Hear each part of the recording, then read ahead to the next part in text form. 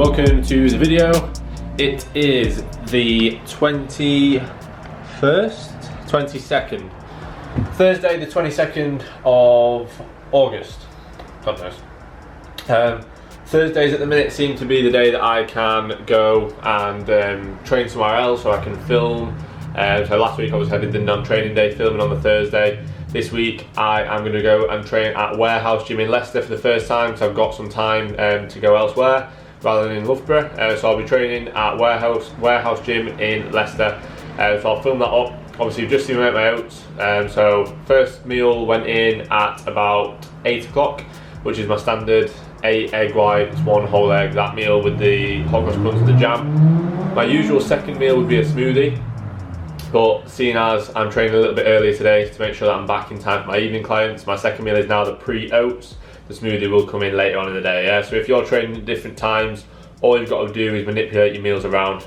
So I wouldn't go into the session with the smoothie as the pre-workout and then have the oats as post-workout and then have the post-workout as post-workout, just because times have changed in terms of training. So you just manipulate the meals around. Dead easy. So I'm going to get the oats in now, and then I will pretty much be heading off not long after that.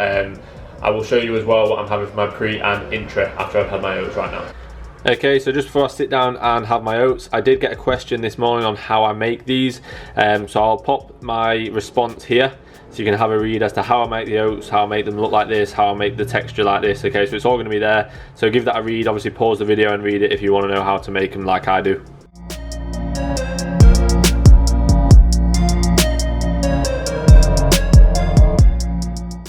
Right then guys, pre-workout for today. I'm opting for MV Pre 2.0 in the roadside lemonade flavour with Nova Pump.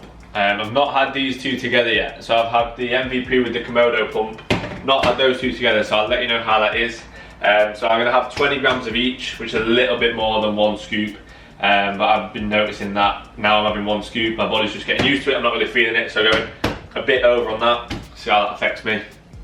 And then for intra, we're having again in Nova Farm Recover EAA in pink lemonade flavour.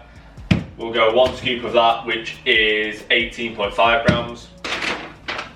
50 grams of the ultra carb, the intra workout carb powder, and 5 grams of creatine. And then in both, I just whack a few twists of the pink salt in to replenish electrolytes as I train.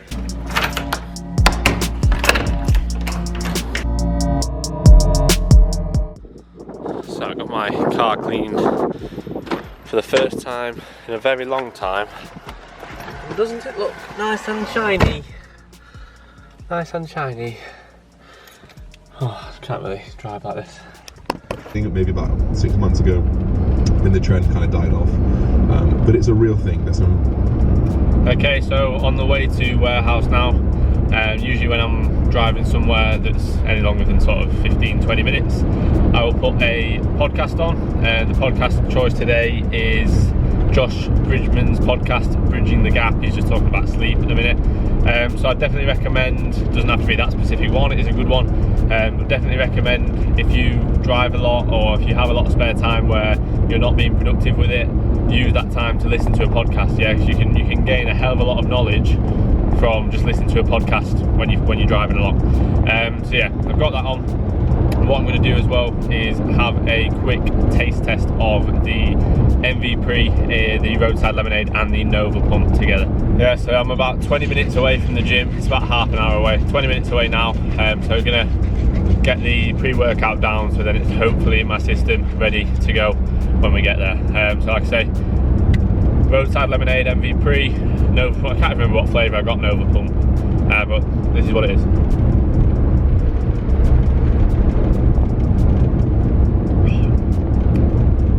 Strong. Come on. I got unicorn candy, that's what I got. But what flavour is unicorn candy? That's not a flavour, is it? That's not a flavour. But this is nice, very good. Although I do prefer the Komodo with it. And the feeling I get, the tingling I get, the sort of focus I get from the Komodo and the MV Pre together is very, very good. So if you're looking for a pre-workout and a pump product together, MV Pre 2.0 and Komodo pump is my go-to at the minute. I'm going to have to get some more Komodo. See how this Nova pump is, see how I last, see if I crash at all. But yeah, so far that Komodo with the MV Pre is very, very good. So sweet. Pretty sour, the lemonade, but it's very nice. So I'm going to finish this off and then I will catch up with you when I get to the gym. Okay, so just made it to warehouse. My face is tingling, which is a good sign that the pre-workout is doing its job. So I'll jump in now. Lower body today, I've not programmed it fully because I don't actually know the specific pieces of kit they've got here with it being a new gym. It'll follow a similar protocol to usual with a couple of isolations first and a few compounds, finish off with that adductor abductor. But we'll just see what the gym's looking like and then program it around it.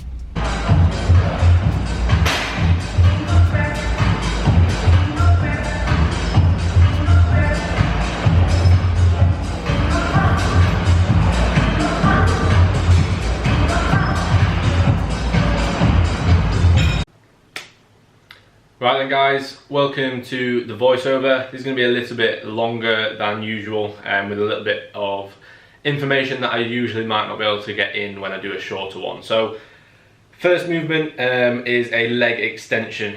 There were 2 leg extensions at this gym, so I'd recommend if there are 2 or more of a piece of kit in a specific gym, especially if it's your first time there, try them out, see which feels best. Okay, so they had a Life Fitness leg extension and a Nautilus leg extension.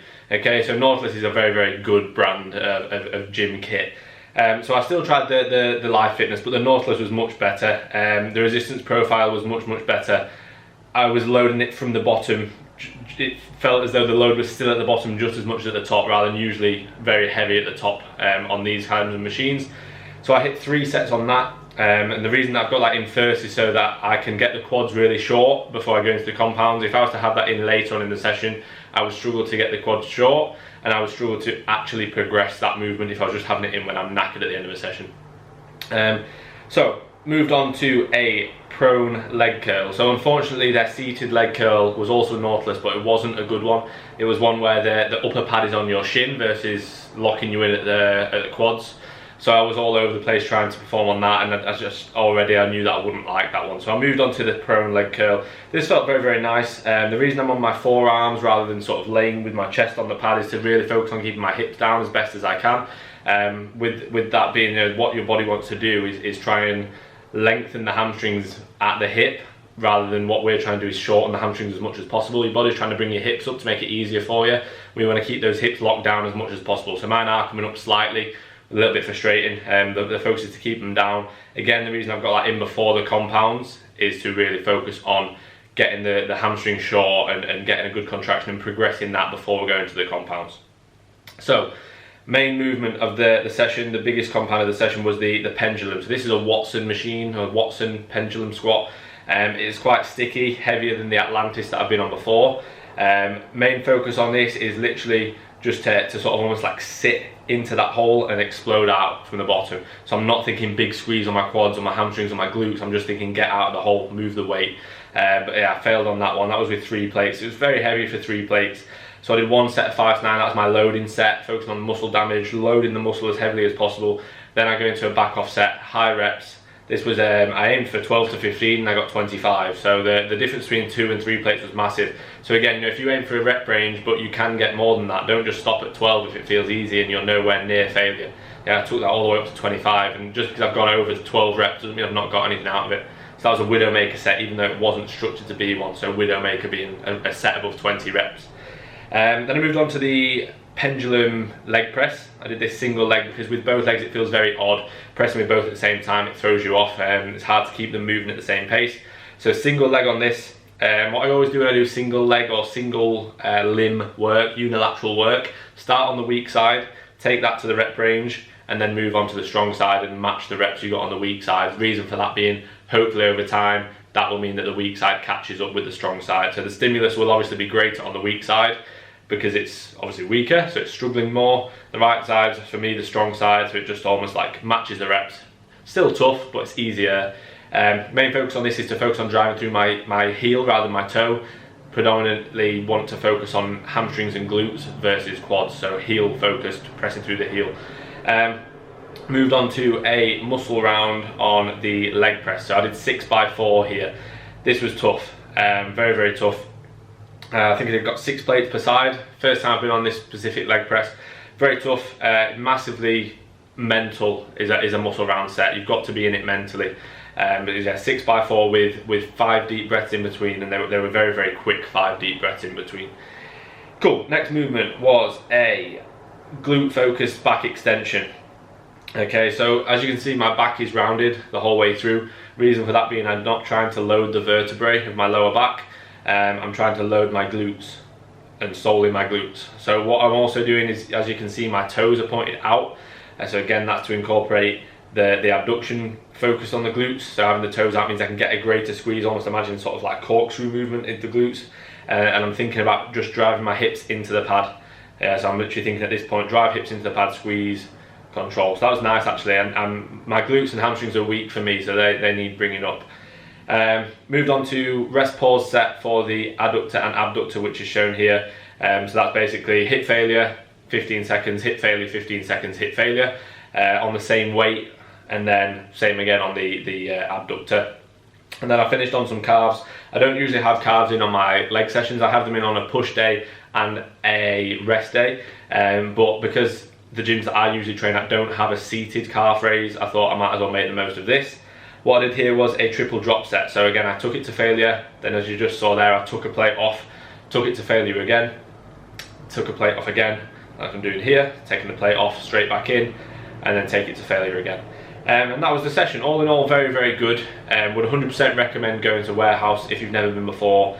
And I think I will start trying to program my lower sessions around there, around the Warehouse gym, as long as I can get there. But yeah, great session.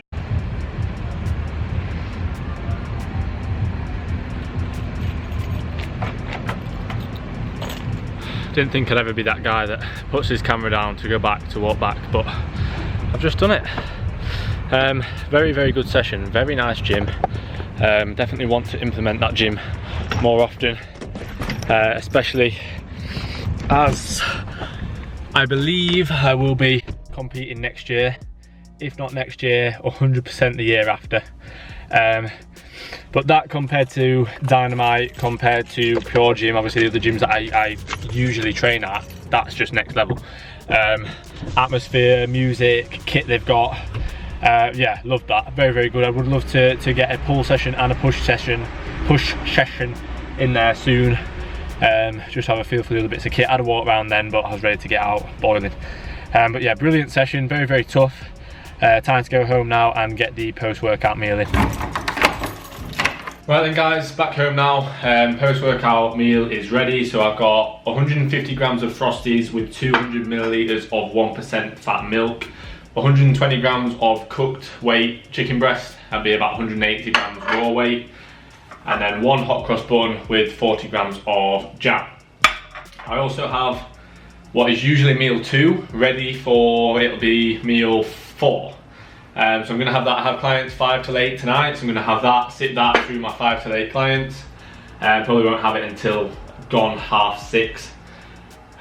But I wanted to finish this video talking about training in different gyms and the importance of training in different gyms, how it can benefit you, but how it could also be detrimental. So if you're training in different gyms with no idea what you're training, then you're obviously not going to progress. Yeah, so if you're not logging your numbers, if you're just going in, hitting whatever you want, different sessions here and there, don't know the machine, don't know the make of the machine, just hitting different numbers, you're not going to progress. You'll struggle massively. So a lot of the time people think that, you know, just push yourself. Progressive overload will take care of itself. It won't. Yeah, the amount of times that I look at my logbook and I'm like, how on earth have I done that? And then I still beat it. Yeah, if I was just to push myself, I wouldn't get there. Yeah, it's past that. You've got to push yourself past pushing yourself. It doesn't just happen like, oh, I'll just push myself a little bit and I'll be fine. So I definitely recommend logging your sessions. So for me, I've not trained at Warehouse before, so that's the first time that I've trained there. So I made sure that I logged my numbers. I made sure that I sort of took note of the machines, the specific machines. I didn't just put leg press, I put, let's say, Watson pendulum leg press. Make sure you're noting down the make as well. And then if you go somewhere else that's got the same piece of kit, great, yeah, you know what numbers you've hit before. So yeah, make sure that if you are training in different gyms that you're logging. If you are logging, then training in different gyms is amazing. Yeah, staying in the same environment, it's not really that beneficial, especially if you're training like a pure gym or a the gym.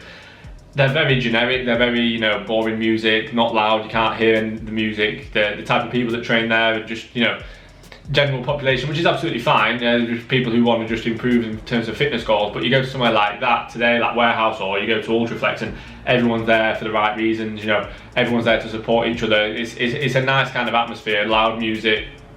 You know, I don't put my headphones in a lot of the time when I'm in those kind of gyms, because I can sort of get my head on just with the music that they've got there. So yeah, I would definitely recommend, if you only have, like for me, it's a bit of a travel to get to anywhere very decent. Like Dynamite is okay.